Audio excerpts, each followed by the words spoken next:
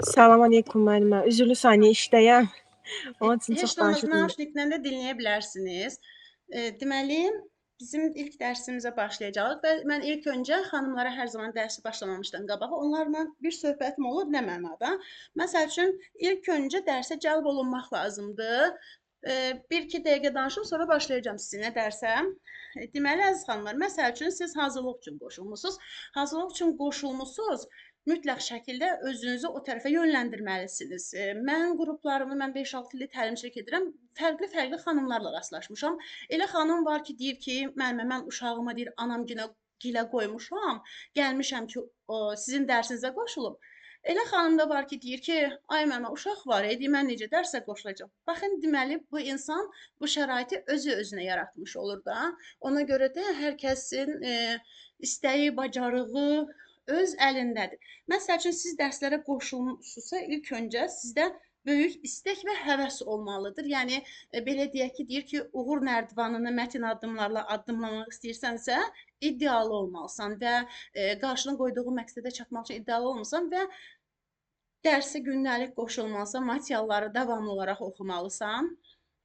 Yəni, bir-birinin zincirvari olduğu üçün, həm də ki, oxuduğunuz zaman mütləq şəkildə sakit məkan seçməlisiniz, məkanı düzgün seçməlisiniz. Bəzən hazırlığa qoşulan xanımlar kitab dəftərdən uzaq xanımlardır. Belə deyək də, məsəl üçün, neçə illərdə məktəbi bitiribdir, heç maraqlanmayıb, oxumayıb, heç kitab dəftər üzə açmayıb. Ümumiyyətlə, kitab dəftərdən uzaqdır. Elə insanlar, xanımlar var ki, onlar deməli, hardasa işləyiblər, biraz azdan çoxdan nədənsə məlumatları var, oxumaq, öyrənmək onlar üçün yorucu deyil. Yəni, insan nəyisə öyrənə bilmirəm, söhbəti yoxdur. İstəyir uşaq olsun, istəyir böyük olsun.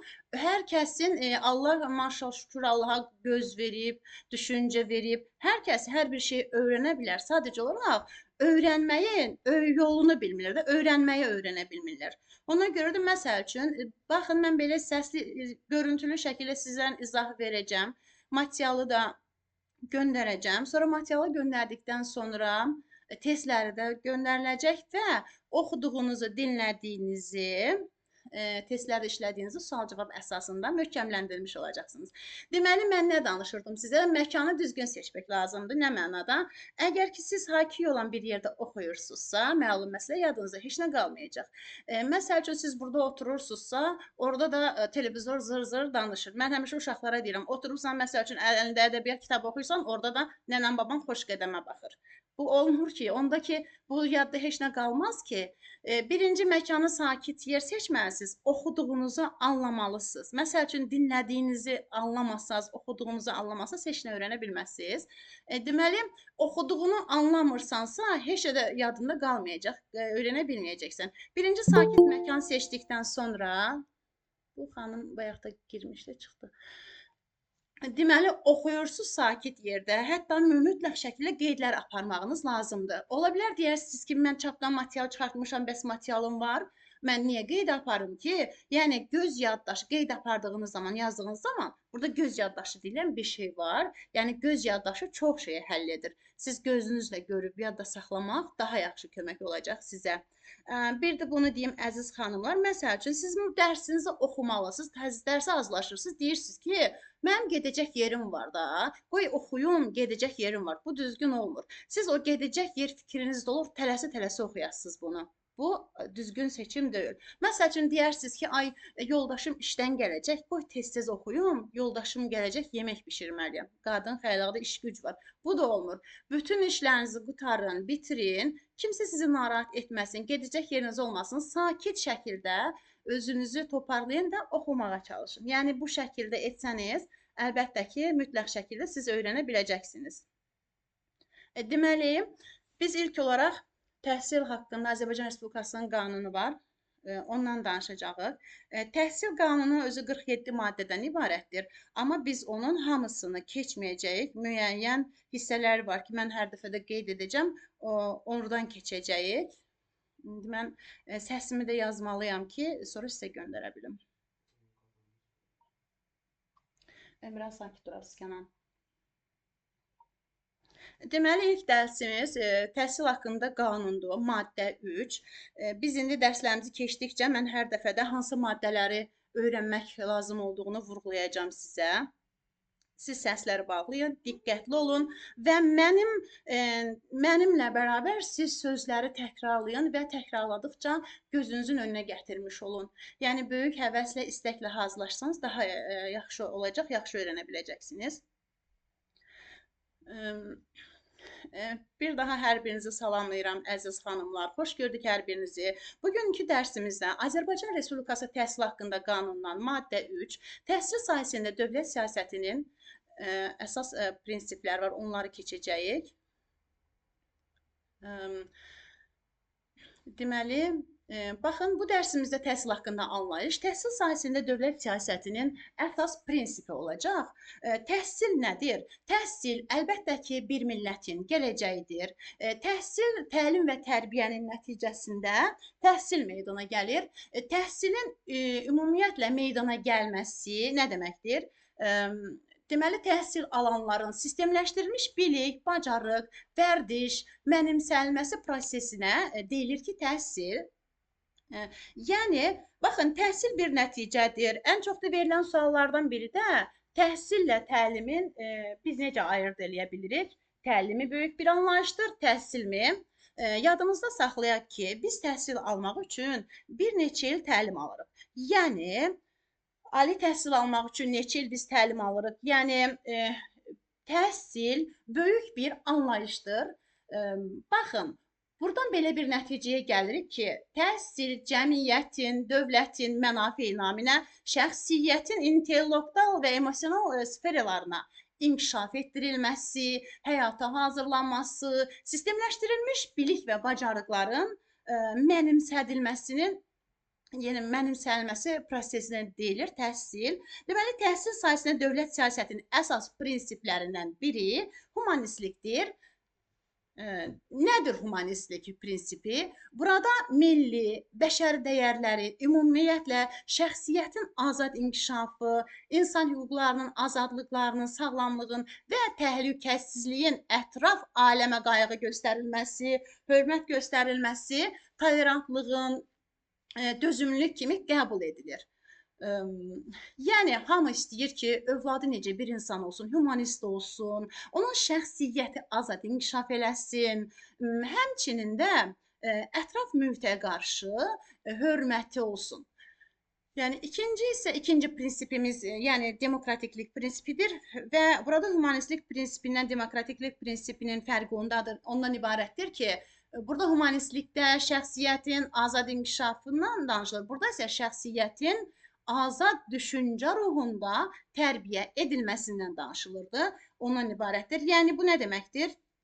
Yəni, onun azad düşüncədə, öz səlahiyyətlərindən, azadlıqlarının genişləndirilməsindən, əsasını təşkil edilməsindən danışılır. Yəni, belə deyək də, ona fikirlərinin azadlığından, ümumiyyətlə, təkcə insanın yox, təhsil müəssisəsinin də azadlığından, muxtariyyətindən, artırılmasından bu nəzərdə tutulur.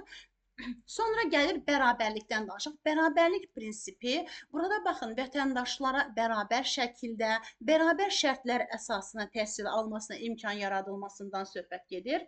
Yəni, burada ayrı seçkilik olmamalıdır. Hər bir vətəndaşın təhsil almaq hüququ var, təhsil hüququ ilə təmin edilməlidir və bu bərabər şəkildə, bu mənim qohumumdur, bu mənim tanışımdır, belə olmamalıdır. Hər bir insanın hüquqlu şəkildə, bərabər şərtlərlə təhsil almalıdır.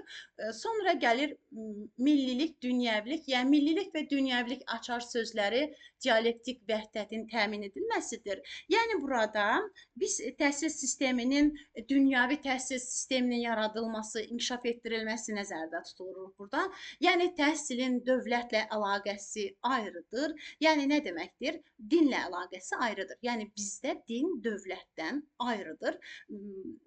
Baxın, məsələn, bizim milli dilimiz var, dünyəvilik var, amma baxın, biz təhsilimizlə dinimizi bir-birinə qarışdırmalı deyilik. Məsəl üçün, biz dünya təhsil sisteminə də inteqrasiya edə bilərik, onlar da bizim təhsil sistemimizi inteqrasiya edə bilər. Məsəl üçün, din dövlətdən ayrıdır, necə deyə bilərik ki, məsəl üçün, bizim orta məktəblərimizdə, təhsil müəssisələrimizdə din təbliğ edilmir. Ola bilər biz müsəlman bir ölkəsində yaşayırıq, amma ki bizim heç vaxt ola bilmir ki, məktəblərimizdə dinə yol verilmir, din təbliğ edilmir. Ona görə də burada deyilir ki, din dövlətdən ayrıdır. Demək biz digər dövlətlərin təhsil sisteminə qoşula bilirik. Onlar da bizim təhsil sistemimizə qoşula bilir. Sonra təhsil sahəsinin dövlət siyasətinin əsas prinsiplərindən keyfiyyətlilik prinsipi nə deməkdir? Burada açar sözlər, mövzu standartlara, normalara, dövlətin maraqlarına uyğunluğu nəzərdə tutulur. Yəni dövlət bizə hansı standartları qoyubsa, həmin standartları, həmin normalara, həmin tələblərə uyğun təhsilin keyfiyyətliyinin artırılması nəzərdə tutulur. Yəni həmin uyğunluğa eyni, yəni uyğunluğun eyni olması nəzərdə tutulur, tutulan prinsiplərdən biridir. Sonra gəlir səmərəlilik. Burada açar söz, faydalı, son nəticəyə istiqamətlənən deməkdir. Yəni bu nə deməkdir? Təhsilin, elmi yaradıcılığın belə inkişaf etməsi, həmçinin də baxın, orada da verilir ki, yəni o inkişaf, o faydalı istiqamətlərdir. Yəni son nəticə faydalı şəkildə, müasir metodlarla təşkil edilməsi nəzərdə tutulur burada. Bu da olur səmərəlilik prinsipi. Sonra gəlir fasiləsizlik prinsipi, vəhdətlik və daimilik prinsipi gəlir. Burada baxın, söhbət nədən gedir? Yəni təhsil standartlarının, təhsil proqramlarının, ümumiyyətlə təhsilin bir neçə səviyyələrinin təhsil alaraq daim təhsil almaq. Yəni orta təhsil, artıq ali təhsil, bakalavr.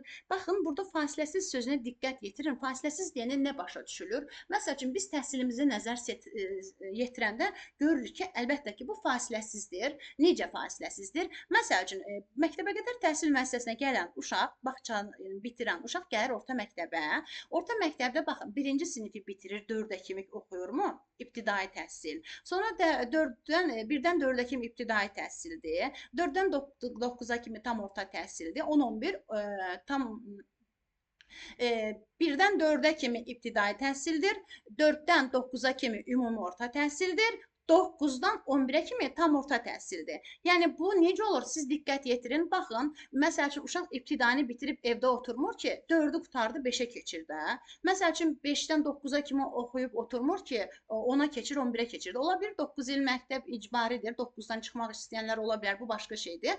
Amma ki bizim təhsilimiz bu mənada fasiləsizdir. Yəni sonra məktəbi bitirdikdən sonra sənədlərini verir, universitetə gedir. Yəni baxın burada nə olur? Yəni bizim təhsil müəssisələrimizdə 1-dən 11-ə kimi və universitet institut həyatına kimi uşaqlarda burada təhsilləri fasiləsiz olur. Yəni fasiləsizlik bu deməkdir. Yəni biz bağça həyatından universitet həyatına kimi ardıcıl olaraq fasiləsiz şəkildə təhsil alırıq, bu deməkdir. Yəni davam edir, fasiləsiz şəkildə davam edir. Təhsilin həyatımız boyu davam etməsi lazım olan prinsiplərdən biri də fasiləsizlikdir. Fasiləsizlik, vəhdətlik prinsipidir. Baxın, sonra gəlir varislik prinsipi. Deməli, varislik isə təhsil sahəsində əldə etdiyimiz biliyin, təcrübənin ardıcıl olaraq növbəti nəslə ötürülməsidir. Məsələn, müəllim, məsəl üçün müəllim aldığı bilikləri, bacarıqları, vərdişləri neyinir? Şagirdlərə ötürür və istiqamətləndirir. Düzdürmü? Yəni həmən şagirdlər də tarix müəllimi, fizika müəllimi, ümumiyyətlə nə olur müəllim peşəsi? Ondan sonra ümumiyyətlə bilik və bacarığın nəticəsində özünü yenidən püxtələşdirir. Yəni, gənc nəslə ötürülməsi prosesinə deyilir varislik. Sonra gəlir liberallaşma gəlir. Liberallaşma nədir? Deməli, təhsil sahəsində, təhsil fəaliyyətində açıqlığın genişləndirilməsi. Yəni burada nə deməkdir açıqlığın genişləndirilməsi? Biz belə deyək də, Kurikulum sisteminə keçid etməyimiz nə oldu? Fəaliyyətimizin əvvəl ənənəvi sistemdəydik. Fəaliyyətimiz qapalı idi. İndi isə nə etdik? Kurikulum sisteminə keçərək fəaliyyətimizi daha da genişləndirdik. Yəni biz dünya, yəni başqa ölkələrin, başqa təhsil sisteminə, dünya təhsil sisteminə keçid etməyimiz olur, liberallaşma. Sonra gəlir inteqrasiya. İnteqrasiya isə nədir? Milli təhsil sisteminin dünya təhsil sisteminə uyğunlaşdırılması əlaqəsidir. Yəni inteqrasiya etməsidir. Yəni burada inteqrasiya və milli təhsil sistemində dünya təhsil sisteminə səmərəli formada qoşulmasıdır. Yəni uyğunlaşması, qovuşması sayəsində, yəni inkişaf etdirilməsi nəzərdə tutulur.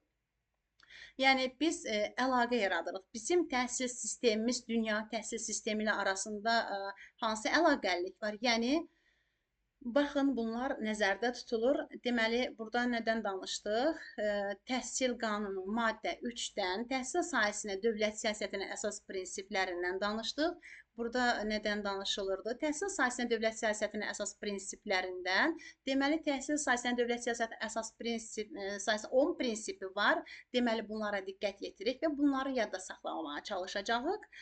Deməli, təhsil sahəsinə dövlət siyasətinin əsas prinsiplərindən baxanda görürük ki, humanistlikdir. Humanistlikdən sonra demokratiklikdir, bərabərlikdir, millilik və dünyəvilik, keyfiyyətlilik, səmərəlilik, fasiləsizlik, vəhdətlik, daimilik, varislik, liberallaşma və inteqrasiyadır. Bunların hər birisinin ayrı-ayrılıqda açıqlaması ilə danışdım. Deməli, bunun materialını da göndərəcəyəm sizə və siz onu çatdan çıxaracaqsınız və gələn dərsimizə kimi hazırlaşacaqsınız. Materialı oxuyun, səsi dinləyin və özünüz öz üzərinizdə qeydlər aparın və həmçinin də özünüzə danışın. Yəni ola bilər ki, qarşılıqlı şəkildə kömək üçün sizə kömək edən olarsınız. Ola bilər ki, yəni kimsə boşdursa, yəni sizdən əməkdaşlıq etməyə, köməklik etmək üçün deyə bilərsiniz, mənə sual verin. Onsuz da bir sual-cavaba qoşulacağıq, amma daha yaxşı öyrənə bilməyiniz üçün. Yəni biz məsəl üçün dinlədiyinizi, oxuduğunuzu, testlər işlədiyinizi və təzədən bir də bir sual-cavaba qoşuluruq və öyrəndiyimizi möhkəmləndirmək üçün, yəni sual-cavab əsasında daha yaxşı möhkəmləndirmiş oluruq. Deməli, təhsil qanunu ilk dərsimiz maddə 3-dür. İlk dərsdən mən bu materialı göndərəcəm sizə və çalışın, çapdan çıxardıb oxuyun. Yəni bu təhsil haqqında qanunun içərisində bir sıra maddələr var. Yəni siz məsəl üçün təhsil müəssisəsində işləyəcək bir xanımlar olaraqdan təhsil haqqında qanunun bütöv şəkildə əlinizdə olması lazımdır. Ona görə mən hansısa içərisindən seçib dediyim maddələri ümumən onları çıxartmayın. Yəni təhsil qanunun özünü çıxartsanız daha yaxşı olar ki, əlinizdə bir material kimi qalsın. Amma ondan sonra içərisində mən deyəcəm ki, hansıları oxuyun. Məsəl üçün, ola bilər, mən PDF göndərərəm, deyə bilərsiniz, PDF-dən oxuyuram, amma hər an telefonunuzdan silinə bilər, neçə ay sonra əlinizdə məsəl üçün qalmaya bilər, həm də çox yorucu ola bilər oxumaq sizə PDF-dən. Mən elə gəlir ki, mən onu özümdən götürəm, oxuya bilmirəm. Çox göz yorucu olur, ona görə hər zaman materiallardan istifadə edirəm. Bu qədər əziz xanımlar, nə dərəcədə anlaşıqlı oldu bilmirəm sizə. Ola bilər ki, çətindir deyə bilərsiniz, bacarmaram deyə bilərsiniz. Bunu bacarmayacaq heç bir şey yoxdur. Zamanla özünüzə öyrəşəcəksiniz. Bir neçə dərslər sonra bu biri mövzuya qaydanda sual-cavab, onda görəcəksiniz ki, necə də öyrənmisiniz, necə də bacarmısınız da. İlk başlanğıcdan, yəni özünüzdə nəsə çətinlik görürsünüzsə, bunu fikrinizdən atın. Heç bir şey çətin deyil, sadəcə yox, siz onu istəyin. Əgər nəyəsə istəyirsinizsə, onu etmək mümkündür. Çox sağ olun, müəllimə, var olasınız. İnşallah ki, davam edərik, alınar. İnşallah. Mən indi bu PDF-i də göndərəcəm sizə, səsi də göndərəcəm sizə və mütləq şəkildə o biri dərsə kimi bunu hazırlayın, öyrənin də. Yoxsa sizə üst-üstə yığıldığı zaman çətinlik yaranır. Aha. Bir dəqiqə mən ekran kaydını dayandırım. Nə demək istəyirəm?